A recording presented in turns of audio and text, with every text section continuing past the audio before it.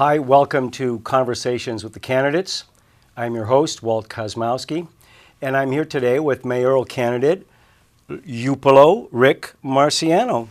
Rick, welcome to Conversations with the Candidates. Thank you very much for having me. Rick, let me get right into it and ask, in your opinion, what are the most pressing issues that are facing our town, our city of Beverly today? When you say pressing, you mean? Well, what would you say are the most important issues that we have to deal with? What are the three most important things you'd say you want to put at the top of your agenda if you become mayor? What would be the three most important things that you want to put on your agenda? Pension reform right now. Right now, we're only paying, or it's funded, pension liability 51.1%. The city's rating right now is an F. We need to come up with a system or something so we do not have that F. We're pulling too much out of the budget right now to maintain that liability, and that's leaving our roads behind and our infrastructure right now, so we have to come up with a plan for that. Other problem we have is property taxes.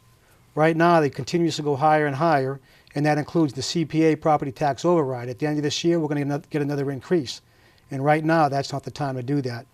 Another area I'm looking at is with schools. For kindergarten class, if you want to go full day, you have to pay $4,000. And what I'm looking at doing is getting rid of that fee so our children can go to kindergarten for free, full day. Mm-hmm. So at that point there, we can identify if they have any problems before they go to the first grade and take care of those right away. Mm-hmm. Mm-hmm. So those are three of them right now. Okay. Well, let's do this. Let's kind of segue in and review the status of some major projects that are going on in the city today. And I want to get your comment and get your idea of how you would finish these projects or what your feeling is about these. The first one is the memorial redo into a middle school and the downsizing or the getting rid of Briscoe. What's your feeling on that? Briscoe Junior High, at one time it was the Beverly High School. June 2nd, 1965, approximately 8:30 in the morning, 1,550 students left Briscoe High School, and they walked over a half a mile to the new 1965 Beverly High School. And approximately 9:15, they resumed their classes, and then the seniors graduated 17 days later. So right now, when they're saying that the school, Briscoe, is not big enough, I don't know what they're talking about, why the school is not big enough. Another problem we have is McEwen Elementary School should be open right now. If they're saying we do not have enough space, there's no excuse for us not to have that school open because the space is there. Mm-hmm. We paid millions of dollars for that school in itself. Mm-hmm. So when they're looking for space, that's where we have the extra space. I do not believe in putting fifth graders in with the 6th, 7th, and 8th graders. Mm-hmm. And I believe 6th graders should have stayed in elementary school. So it was a big flaw they had when they built these elementary schools. They built them, they're saying too small. But we do have 6 elementary schools, but one of them is not being utilized. Yeah. Now, correct me if I'm wrong, but isn't the issue with Briscoe not that it's not large enough, but that it is so run down and in so need of maintenance that it is not supportable anymore? It could have been maintained, but they're not doing the budget to where they're making sure that it is maintained. This year, under the foundation budget, for operations and maintenance, it says $4.7 million. Now, you can't tell me that $4.7 million is going to operation and maintenance. I don't know where that money's going, but it's not going there. If they maintain the school, they would not be having this problem. Mm-hmm. Same thing with the 1965 high school. I don't want to call it the old high school because we still have the original Briscoe High School off of Essex Street. Then we have the second high school, which is on Briscoe. And then we destroyed the 1965 high school, which had the Patton wing, which was our trade school. And trade to me is so important. Not every student is going to go on to college. They need to have something when they graduate from Beverly High School. And at this present time, we're only sending 87 students to North Shore Tech, and 23 students are going to SS Aggie, 110 total, where we used to have 275. Mm-hmm. So to me, that's a disgrace. They should have saved that. And if the Patton itself, the Patton actually was an elementary school before they destroyed it. Mm-hmm. So that's more space that we had, and now they're coming out saying we don't have enough space for elementary school. So that's another flaw in the system. that they wasted all that money. If anything, that's one of the portions they should have saved of the 1965 school. Well, let me ask you, that kind of brings up the project, this McKay School, the McKay that has been sitting, it's surplus. It's kind of sitting there like a white elephant there. What happened there? What would you do with the McKay School if you became mayor? Well, one time, Waldorf School, I believe was the name, they wanted to rent that. They were going to go in and refurbish the whole school. And they were going to do a lease. It could have been for 5 to 10 years. But the city would have been making money, and the building would be maintained. That would have been the best way. Now, all these years have gone by, the building hasn't been maintained, and we haven't made no money on it. And we're also paying property insurance on that building. So we should have looked at that right away. And I don't like getting rid of city property. As the population of Beverly increases, it's not increasing fast, but it may with all these apartment complexes. As that happens, we're going to need property in the future. And to go and try to purchase property from somebody else years down the road, it's going to cost us a lot of money. Versus if we already have the property that's the city's, that will not happen. And we have the recovery school right now. Basically, they're going to Memorial School, a portion of that, and I believe in McEwen School, they're there. They could refurbish the McKay, and they could make it handicap accessible, and those students could actually start using that school. But I'd like to see them add some trade type classrooms in there. If they got to add stoves in there for cooking classes and stuff like that, even though McEwen School has a nice big kitchen that's there right now. But aren't we committed, isn't Beverly committed to being part of the regional school, trade school that's being built over in Middleton? Yes. Now, we already committed to that, so we wouldn't need trade school accommodations in the city of Beverly anymore, since we're going to be sending our trade students there. This is specifically for the recovery students. Oh, I see. So I would give them the option, because if they're not going to go into college, a recovery student would be great to go there and learn some type of trade, whether it's cosmetics, it could be culinary arts, and there's a few other things they can add. They could do basic electrical and some other stuff to prepare these students, for the future if they're not going to college. But the recovery school is not a Beverly High School in the Beverly High School system. That's a private school. Yes. But you're saying that you would want to make more appropriate space for them? Yes, because we are making money. The city is getting income because they're there right now. Okay. Well, let's move on. There's a project that's been going on. It's been talked about for decades now, the Route 128 overpass interchange project. What's your feeling on that? Well, number one, transparency. They haven't really showed everybody the full plan from the beginning to the end where the bridge is at. And the way that the citizens are talking about it over there in North Beverly, and myself trying to get there, it's just a nightmare with the traffic at certain times. Other times it's not really that bad.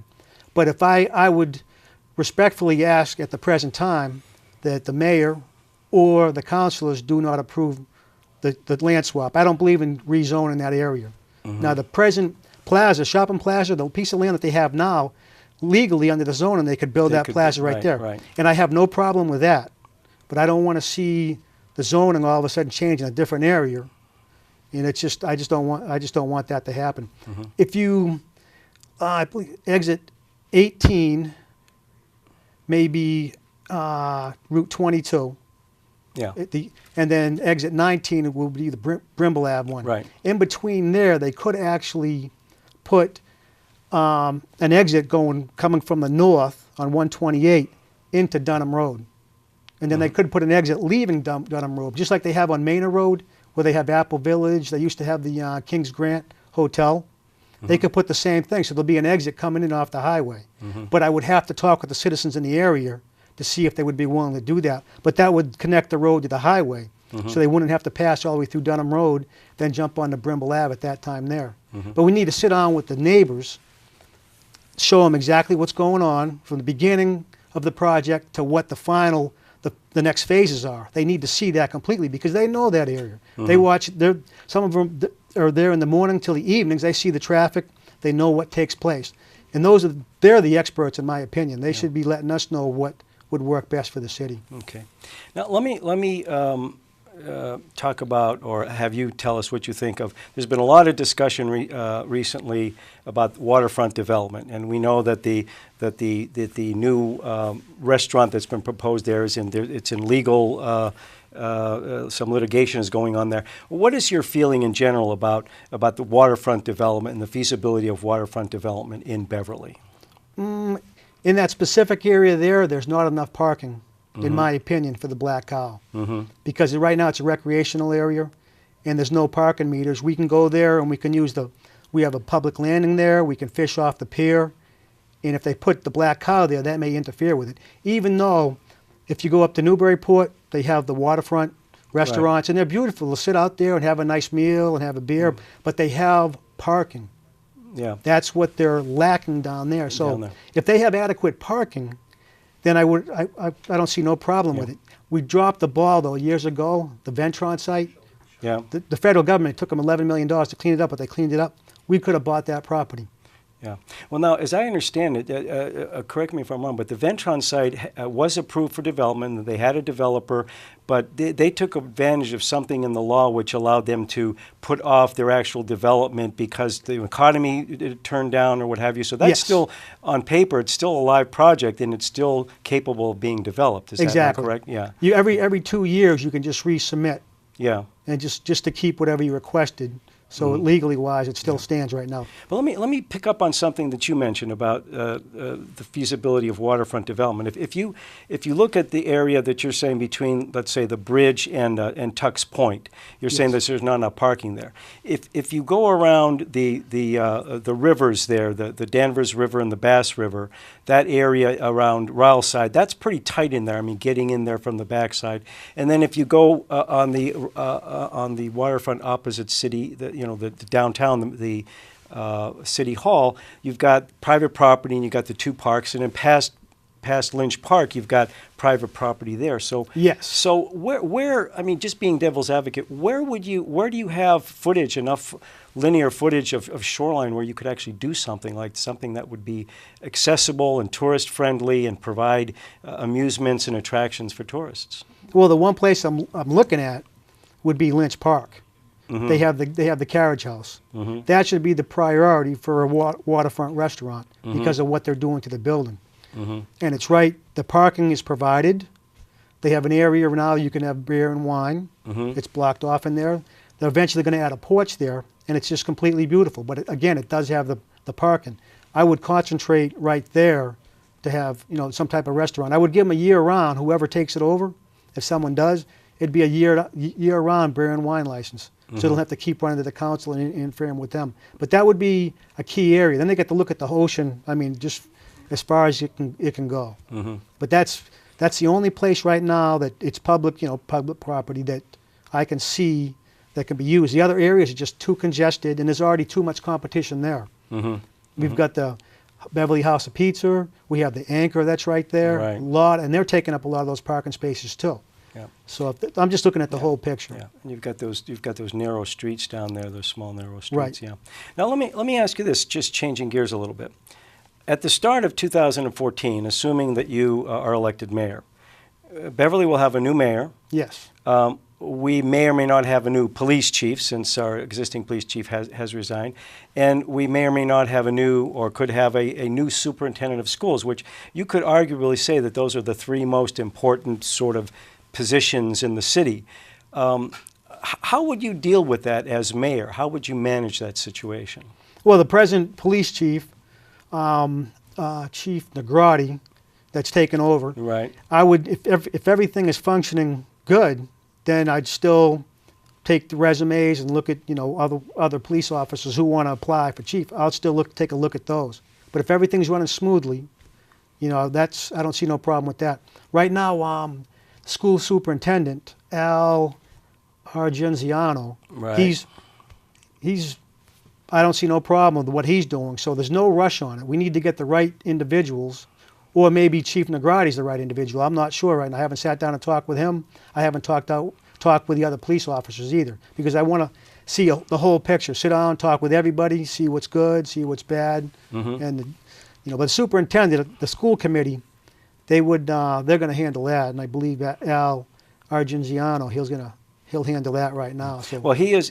I think he has two roles now. One is he's acting superintendent, and he's also the head of the committee, the search committee, to find a permanent. Exactly. Yeah. Now, let me ask you a kind of a personal question. You've run for office before, but you haven't held public office, and people may not be familiar with Rick Marciano. Tell us a little bit. What is your personal style? Let's say vis-a-vis a Bill Scanlon. How should people look at you? What is your style? My style, I believe I'm transparent. I'll try to help anybody out that I can help them out, as long as it's with, as long as it's legal. Because if somebody wants to, I'll explain what the rules are and everything like that. And if the city's not doing something correctly, like hiring individuals, we have certain rules we have to follow. If they're not done correctly, show me the paperwork where it says we're not doing it correctly. At the same time, I want to be transparent. I want to show them why they can't have certain positions within the city. Or now we'll change real quick. We'll say with new growth, with buildings and all that, has to be completely transparent, because the citizens need to know exactly what's going on, what's being built in their neighborhood, how is it going to affect them. Mm-hmm. And so I think I'm going to be more transparent Mm-hmm. and more friendly, but I'll be direct at the same time, Mm-hmm. because I don't want to sit there and run around a situation. You're not going to like everything I say. You will not like it. Yeah. But I'll listen. I'm one of those individuals, and then if you show me in writing and you show me why you think it's a better way that you want it, I have no problem with that. Yeah. Well, Rick, I know that those of us who spend a little time in City Hall know that you very frequently come to City Hall and express your position and opinions on a lot of issues, and you're very candid about it, and sometimes you take contra positions. Let me ask you this: if you became mayor, there's a lot. I think there's something like between 15 and 20 direct appointees that the mayor appoints, heads of city departments and things like that. Have you thought about new appointees? Have you thought about working with the current staff that's in there? How would you manage that? Well, at the present time, I don't want to change everything, except there's one area I'm looking at. We have a purchasing agent, and the mayor does not have an aide right now. Mm-hmm. So what I would like to do, the mayor would get an aide, but the aide's part of the responsibilities for the aide that I would have is they would be the purchasing agent at the same time, because Mm-hmm. it's a full-time job. Mm-hmm. And that would be one of the changes I'm looking at right now. Mm-hmm. In the other areas, I really haven't looked to see if they need changes, but it's going to come down to the budget also. Yeah. Because the way the budget looks right now, it's not in accordance with pension liability that we have. We're so far behind, I may have to cut somewhere. Mm-hmm. So by law, those certain positions that are there, they may have to be removed. Mm-hmm. But I don't want to do it. Yeah.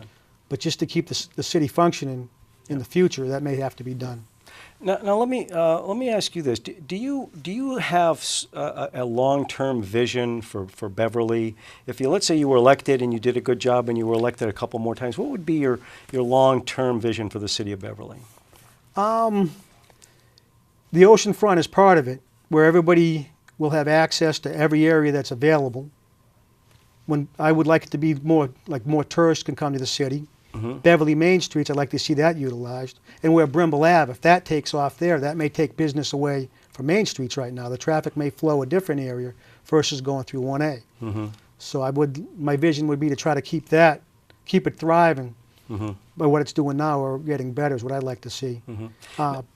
And then property taxes is a key thing. Mm-hmm. My older daughter, I told her, reference to the property taxes, you're not going to be able to afford them when you get older and you buy a house. She says, well, I'm going to move. I'm not going to stay here.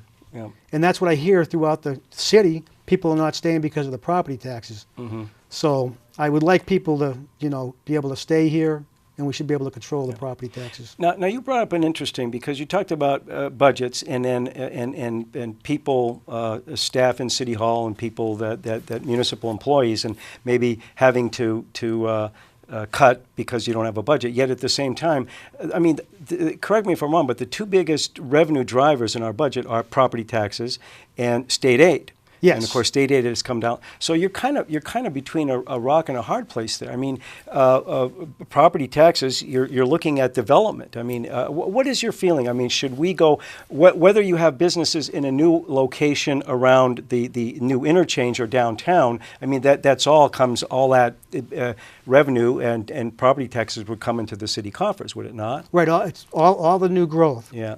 The problem is some of the old growth that gets destroyed.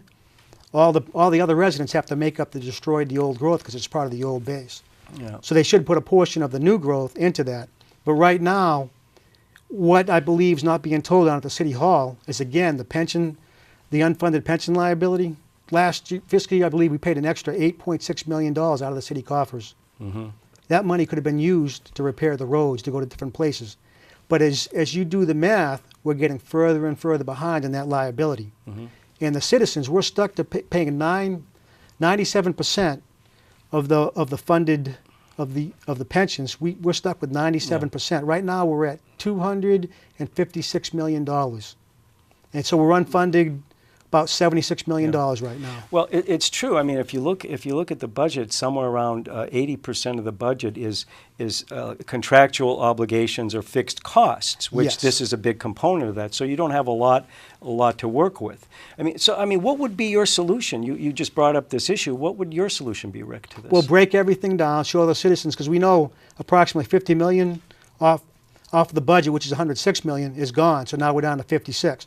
And like you said, another $20 million is basically going for pensions and health benefits. That's $70 million taken right off the top. That leaves us with $36 million. The police station and fire takes $12 million.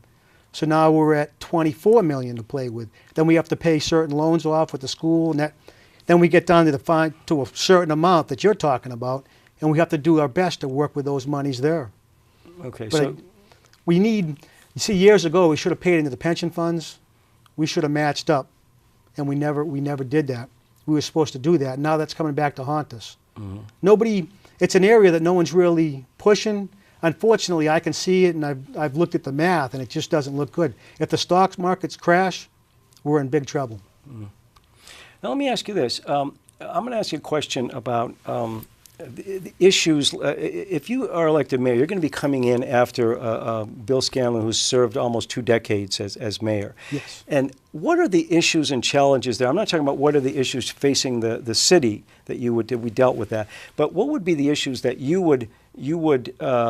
how would you handle building a credibility and coming in after someone like that's served the city for 18 or plus years? Well, would be the transparency portion of it. After Honorable Mayor Bill Scanlon leaves, I would come in and I would be the transparent mayor. Mm-hmm. You know, and that I think that'll be a big plus. New growth, if the properties are zoned specifically for new growth, I have no problem with that. Even though I don't know if you're aware, or you heard me talk before, with some of the new growth around the Rantoul Street area, a lot of the commercial property. At one time, you had to have 1.5 cars per apartment. So they changed the zoning to put 1 car per apartment. Then per 1,000 square feet, you were only allowed 1 apartment. Now they changed that to 2 apartments per 1,000 square feet. So we've doubled the growth in those areas. That will, not that I want to see all this growth build up, but now that's legally zoned where they can do that. So I can't really go against that. But not that I agree with Rantoul Street, between Rantoul Street, Edward Street, and Fayette Street, they're putting a huge complex up there. Mm-hmm. That was supposed to be half the size. Mm-hmm. Years ago. They could only put 21 units, Mm-hmm. and now they're putting 45. So I don't want to change anything else, you know. So I'll try to keep that the same. Mm-hmm. Now the development of Rantoul Street, from the bridge going down Cabot up to Cabot, and then 1A to the Memorial Building. What's your feeling on that redevelopment and rehabbing of Rantoul Street? Well, the state came in and they were transparent, showed us exactly what they were doing.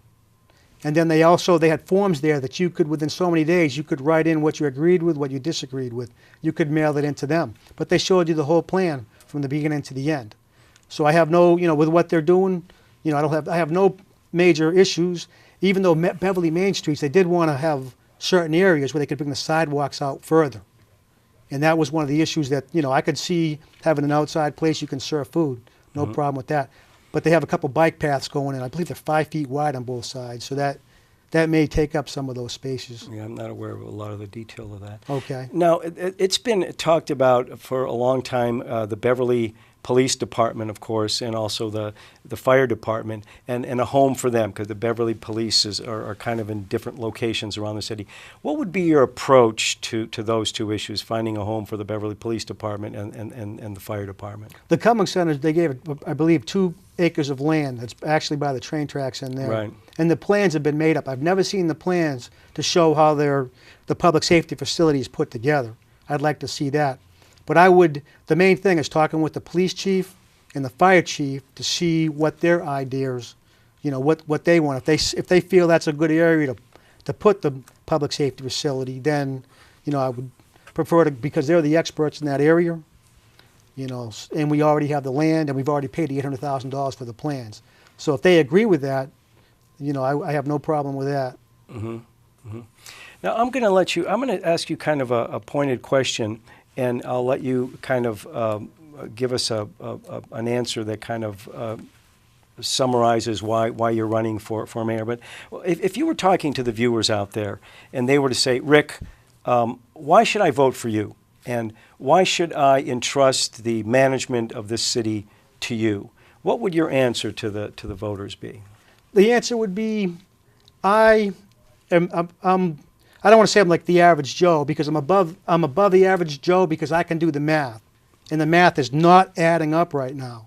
And nobody within the city hall and with the councilors, not that they may not know this, we're getting further and further behind. But that's how I'm different compared, I believe, to the other individuals. And Westlake, McKay, who wanted a tax underride for the apartment complexes throughout a specific area on Rantoul Street and towards Cabot, I was against that. So between them two, I'm a little different there. The apartment complexes, they're going to have students going to the high school. They're going to be using up resources, and they're going to be possibly paying half the property taxes. I disagree with that. Another place where I'm different is I actually know how to do a property tax underride. Not that the other candidates do not. And what I'm going to try to do is once the CPA tax override, once we get that specific amount from the city hall, I'm going to push to do a property tax underride for the exact same amount. And that's where I'm completely different compared to the other individuals, where I'm willing to back the citizens in reference to the property taxes and take something back that's been taken away from us. Mm-hmm. And years down the road, we're paying 1% minus $100,000 on our property. They can change that to 2% and then go to 3%. But if the citizens, send that message out that we're just tired of it, we want fiscal responsibility, and we want it to be fair and reasonable. The city right now, in order for a mayor to get reelected, he basically gives everything away to certain city workers. I've talked before that Beverly has 3 fire chiefs. One fire chief retired in 2002. He makes $80,000 the rest of his life plus benefits. The second fire chief retired in 2010. He makes $100,000 the rest of his life plus benefits, age 57 years old. And the present fire chief, he's a great guy. He answers all my questions, Chief Carter. He's about $124,000. They deserve the money, but in reality, if the money is not there in the budget, we can't keep doing this. So the pensions have to be reformed. Social Security right now, if you're 65 right now, you're estimated to live for a man to 84 years old. If you're a female, you're estimated to live till 86 years old. If you do the math, we're in trouble right now. A lot of money. Like I said, they may deserve the money, but if the money is not there, we cannot do it. We've allowed a 1965 school to fall apart. Our streets are falling apart. And if I told you we were going to be able to catch up to all this, I'd be lying to you. Mm-hmm. There's a long road ahead, and as mayor, I will sit down, I'll look at every area, and I'll tell you why we can do it, why we cannot do it. But right now, we're going in the wrong direction. I want to feel like I'm the citizen. I don't want to feel like I'm the public servant. Mm-hmm. And a lot of the property owners right now, they're the public servants, because every month I got to pay the city of Beverly over $400 in property taxes. I'm serving the city of Beverly, and they just want more and more and more. Now, if they're abusing the system with the pension funds, I can't sit back and I can't stand for that, because that hurts our future children, the future of the city. No one's going to be able to, they're going to have to move out of the city. Or you can have in-law homes. In the future, I can see a single home. They can actually, and it won't make it 2 homes. They're going to have to split it up, 2 kitchens, 2 bathrooms. That's how they're going to be able to afford to stay in the city. Well, Rick? Is how I... Well, thank you for that. Thank you for those comments. And Rick, thank you for being on Conversations with the Candidates. Thank you very much, Walt. Rick Marciano, who is a candidate for mayor of Beverly, here on Conversations with the Candidates. We'll see you next time.